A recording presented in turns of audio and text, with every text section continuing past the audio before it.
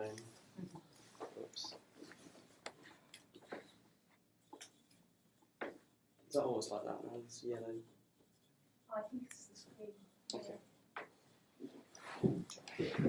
Yeah, there's no things backwards. Oh yeah, it's on the screen like reversed all the presentations back to front on the Oh, side. you can do that reverse it though. up, yeah. Yeah. You can, Right then. My name's James Allen and this is my project on asthma treatment. So my project started at the beginning of the third year of undergraduate when I met this gentleman called Dr. Devagat David. He's a local GP in the village that I live in and a good friend of mine, and I basically went to him to try and find a kind of need that I could work towards for my major project. And he highlighted a few things, but the kind of one that stuck with me, and probably because I suffer from asthma myself, and because the kind of statistics were so kind of frightening, was a project relating to asthma treatment with young people. The thing that he highlighted, which shocked me most of all, was that this fact here, that as many as 90% of asthma deaths are avoidable. Another thing that he highlighted was that prevention is the key kind of thing they're driving at the moment in asthma treatment. So prevention is basically something which will stop the symptoms of the asthmatic condition showing. So that's usually done by using an orange inhaler. So I've got a blue inhaler here. You can see it's exactly the same design. But the orange one's a preventer, and the blue inhaler effectively, when you're having an asthma attack, deals with the issues as they're happening. So really, as he put it, his philosophy was prevention is better than intervention. Yeah, so prevention is more important, basically. I'm going to show you a video now. I've given you all straws. I want you to breathe in and out through the straw while this is on, and it's going to mimic what an asthma attack feels like. Oh, Christ.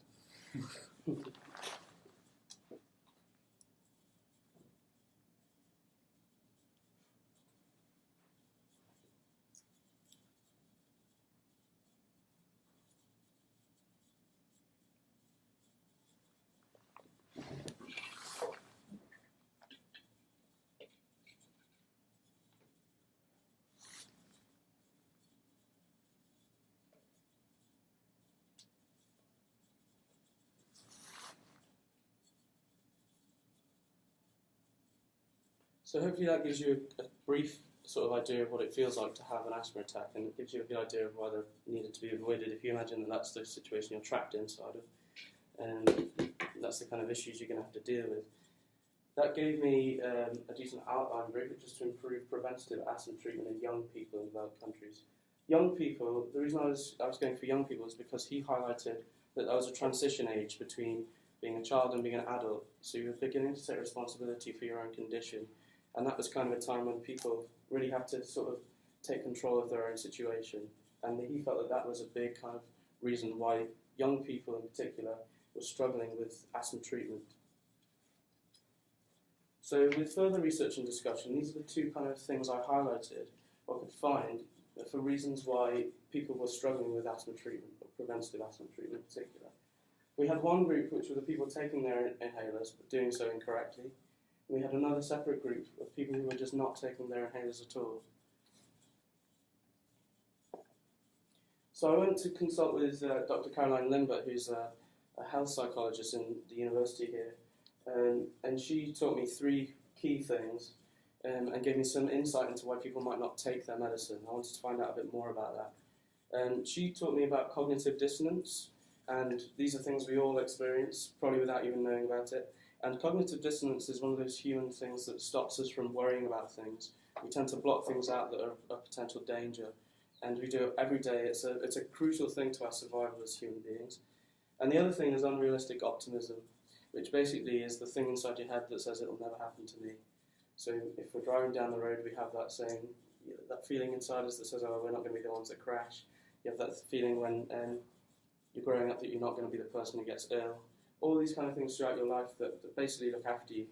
But they can also, as this evidence shows, have negative kind of vibes as well, which is the thing which stops you from taking your inhaler, the thing that says, oh, I'm not going to be the person that needs to have preventative treatment in order to live a healthy life. Another thing that I thought was key that came from it, particularly looking at ways of getting people to engage with their medication and their treatment, was a piece of research one of her colleagues had done, which was relating to text messaging. So it was a project that he carried out with quite a large number of patients who were all taking, I think it was a blood pressure treatment at the time, and effectively it was a text message, and he separated two groups of individuals and sent one group a text just with a reminder saying, remember to take your medicine, and another group with a message saying, remember to take your medicine, and then a statistic. So for instance, the one at the beginning for asthma treatment would probably be quite effective, saying 90% of people who are hospitalised or die could have avoided the situation. And what he found was that the group who was sent a factual text message alongside their reminder were far more effective at remembering to take their treatment, and nearly 100% of them engaged with their treatment during the period of the test. So I carried out some primary research surveys online, just using a few groups on Facebook that were related to asthma treatment. One thing to remember is, of course, that this group are particularly keen on their own treatment because they're engaging with online media about their condition. But I managed to collect 145 results, and 48% of the people who responded believed that their inhaler could be better designed to deal with their needs. Some secondary research which backed it that there may be faults with the inhaler designs on the market was this quite shocking statistic, and this was done with a sample of about 1,500 people, I believe, and of those, only 9% of patients, 15% of nurses, and 28% of physicians showed a correct inhaler technique. So effectively what we're seeing here is that the people who are meant to be educating these patients, the nurses and the doctors themselves, don't even know how to use their own medication. So what I'll just quickly show you is the reverse engineering of this product, which is the most common product. And this is a metered dose inhaler. So effectively what you have is an aerosol canister which delivers a metered dose or a metered volume of medication, a simple injection molded casing, and it does have a lid as well, as you can see here, but I haven't managed to lose that. So I'll show you how it works. So you just literally press down and it releases a dose of medicine like that.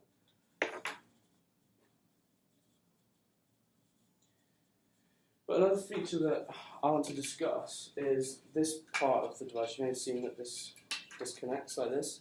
The reason this disconnects is that this part is what's given to you by the doctor. If the doctor believes that you're within a certain group or would benefit from this, they'll give you this. But what's quite strange is that my research showed that everybody benefits from using one of these. And I'll quickly explain what this does. So effectively the benefit of this is twofold. The volume of this thing effectively creates a space in which the medicine can enter and stops the medicine from being lost into the environment, enabling the user to inhale the medicine at their own rate without the risk of losing the medicine effectively. The other reason that you really need to take the medicine with one of these is that it distances the mouth from the point of most concentration, which is the point that it releases.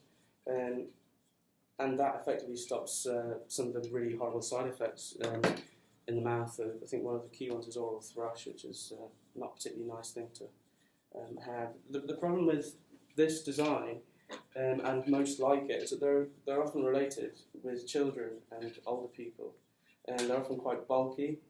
And I think you can agree that this isn't necessarily something you'd want to carry around if you could just carry this around. And the other kind of issues that I sort of came up against were that this is designed with a volume of a litre. I carried out research and found lots of data and lots of examples of products with effective and efficient spacers, which were only 100 mils. But this is the most common type that they sell at the chemist. So that's quite unusual that they should try and sell something so large, which is quite ugly, when there's a simpler and a smaller variety as well, effectively. I spoke to one person in particular who was extremely adamant that it wasn't this component which made him feel like he had asthma, but it was the spacer that he had to use to have that treatment delivered effectively. But the thing I did find was that everybody benefits from using a spacer, not just the elderly and children. So everybody should be using some form of spacer to distance the mouth and to improve the efficiency of delivery. I'm just going to quickly go through the proper inhaler technique. Now this is taken from the Asthma UK website. So far everyone I've shown it to hasn't understood it from the images. This is one of about over, I think it's 4,700 results that are online of how to use an inhaler, and the top 5 results on YouTube have a collected number of views of 250,000. So that gives you an example of how many people are confused about how to take their own treatment. So I'll quickly rush through this technique with you so you've got an idea. So you shake the inhaler and remove the cap. You then exhale fully. That empties the lung of residual air. And then you press down and breathe in at the same point. And you're aiming for not a deep and fast breath, but you're just aiming for a kind of gentle and prolonged breath. And then you hold your breath for 10 seconds, if possible.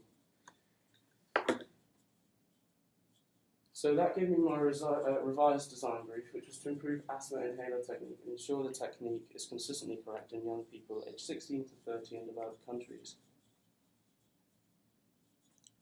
So at that point I started with model making. I was looking at different kind of issues that were coming up and speaking to the people around me. A lot of them didn't really like the design of this product because it looked so medical. And a lot of people preferred to have something which was kind of integrated into their daily lives, something which looked more kind of like the kind of products you might see in the home. And feedback on this was fairly positive because it's fairly compact. And this is one of my fellow product designers testing it. And I was looking again at also things which might be attached onto this device that might make the spacer a little more kind of nice to use and a bit more user-friendly and easier to take on holiday or take abroad effectively, things like that. And this thing looks a bit like a shaver, that's the kind of thing I was going for, and something which was kind of the common kind of thing you might see in the bathroom or in the home environment. That took me on to my first user test. I came upon an idea after a little bit of development, which was to try and use vibration to go through this process. So to try and educate the user on how to use the device every single time they engage with the device by having a vibration signal for each of these steps in the process. So I'll quickly show you a video of how that process went initially, and I'll talk through it. So this is Tambani using it without any instructions. I effectively gave him the device and said, right, this is the technique, try and interpret the signals. And without any kind of other signals, there was complete confusion. I was hoping that it would work, but this proved that the principle doesn't, just with vibration, work alone. Again, this is Rhiannon, she struggled as well. And one of the key problems I found was that because you have to hold your breath for 10 seconds, having a pulse of vibration at the end to signal this 10-second holding of breath was very confusing because people couldn't see the end point. So they were thinking it's going on and on forever and ever. And it changed the perception of time effectively because you had this kind of invisible end point. So it was really interesting, and although you can't hear it here, she says bloody hell at the end because she's just so shocked that was 10 seconds. It's like it feels like a lifetime. And if you imagine then adding that to the fact that this person's probably got lower kind of lung capacity anyway, it's quite daunting. And so I went over to PDR and met with Claire Andrews, who's done quite a lot of research into the role of vibration and signalling in products for blind people. And from our discussion, we had quite a long discussion, she suggested that I look at LED sequencing to go hand in hand with vibration. So not to lose vibration altogether and not to rely solely on LED lights, but to create signals and communicate the message through a combination of the two. Sadly, I don't actually have this model anymore because I've taken it apart for the pieces, but this was effectively what I came up with. So what I was trying to do here was create 2 arrows and then a system a bit like traffic lights effectively. So red signals to exhale and green signals to inhale, and then these lights can be used as a visual timing aid. If you see there's 5, these staying on for 2 seconds each would signal a 10-second period of time with which you'd hold your breath. So this was the development as well. Another thing I was looking at was this spacer. And obviously I had in mind that I didn't need to be a litre for a start. It only needed to be 100 mil to be effective. And this was one of the things that I learned in first year from a TED talk, which has always stuck with me ever since. And it's some words by a designer called Timothy Presteri. He said, you want to make it, a product hard to use wrong. In other words, you want to make the right way to use it, the easiest way to use it. Now, from my research, we know that this is the right way to use it. The best way to use the product and the way it's most efficient is to have it with this you don't get these two products together. You get this product and you get this product. So already they've made a mistake with that in the design, the initial design process. This is the kind of system that needs to be in place. You need to have a space that's integrated. But what I was finding was through this process, I was missing that myself as well. So I was meeting one element, which was to have a collapsible device, and that's what I was trying to achieve here. Something that could be small and collapsed and looked a bit more interesting, and not quite as daunting as the transparent version here. But I was missing the point of integration. So this product here is a development. This is this one, and you guys can just play around with it if you want to have a feel. I think you'll agree, if you consider you're going to be holding it like this isn't at all easy to hold. It's not at all ergonomic. It doesn't do anything for the use of the product. And that one was, the feedback was that it was too bulky, particularly with people with smaller hands. And because this is obviously a product used by women and men, and quite a wide age range, it really had to be suitable for everybody's use. So that took me on to another development, which was effectively to look at different ways of sealing the product. I knew, of course, retaining that philosophy from the previous slide, that the product needed to be able to be used most commonly with the spacer, or it always needed to have a spacer. So I thought about integrating it so that they were always two things that were together. So this obviously slides apart, so slides together, so it's smaller, but it's also got the 100 milliliter spacer. The issue with this design, the reason this was the first kind of prototype I went with in this direction, is that it is actually a little bit too small, and to get the electronics into it was an absolute nightmare. So I've had to develop it a bit more. I looked at another thing, which was the collapsible. This actually collapses this way, although I've glued it together for my for the exhibition, so I can't show you that now, sadly. But you can see the other thing was the positioning of this in a way that the eyes could see it was also very important as well, and the way it was held was needed to be intuitive. So that's how I ended up with the final design, which was this one here. Now you can see this is slightly larger. Now the reason that that isn't so much of an issue is that this is a preventative treatment. This is to be used every day, every morning and evening, and to be left in the house environment. This isn't something like this device, which is carried and used in case of emergency. So the size isn't so much of an issue. The usability I found was fairly good. There's a context of the environment, so it's kept on the bedside table, as I mentioned earlier. And then the user testing that I carried out was fairly effective, and it showed that the product was intuitive. I wanted to retain, crucially, this component here, and I wanted it to effectively be the process to be started as it used to be, with the pushing of a canister, because that is intuitive. People know that that's what you do to release the medicine, so why change that design language? So here is a quick video of how it works. So like I said, you open this, and a vibration mode to remind you to shake it. So if you remember, the process started shaking it. And the flashing green lights then signal the exhaling process to empty the lungs of residual air. You then press the canister down to release the medicine, and the arrow shows the inhalation process. And the sequence then guides using the lights, the speed at which you should inhale, so fairly slowly. And then you can see the lights are gradually going off, so they're flashing. There's 3 flashing now, 2 now, and 1 now.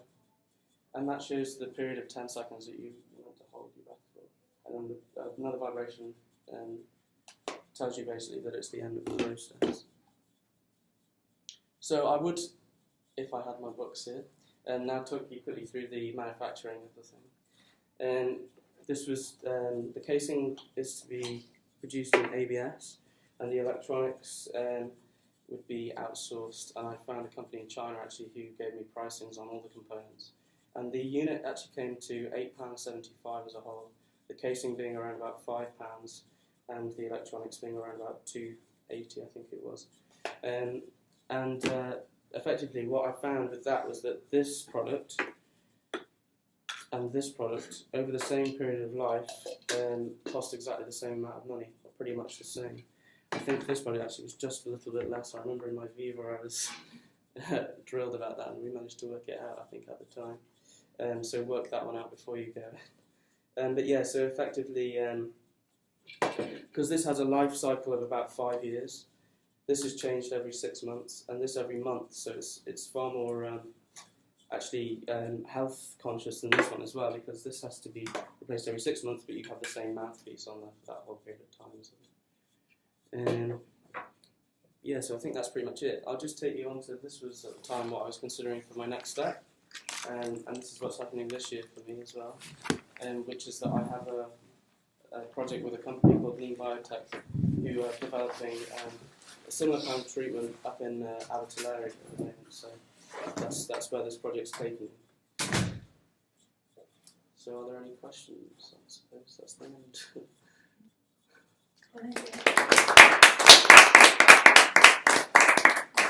Really appreciate that. Any questions? God, and now's your time. Somebody's experienced it.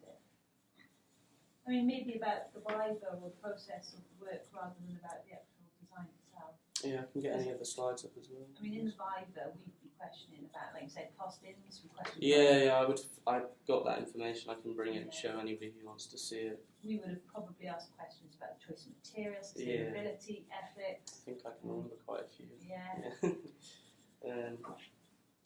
Yeah, about the design process as well, I Yeah. suppose, and research is definitely a key one that came in, I think. Yeah. User testing, I think, was something that I could have done a bit more on as well. So, any questions then? James, who's completed what you're going through? Nothing at all? Alright then. Thank you. If you do have any, maybe we'll ask Hero and James collectively. Yeah, that's fine. Thank you. Do you want me to leave my laptop here, or do you want to? I'm pretty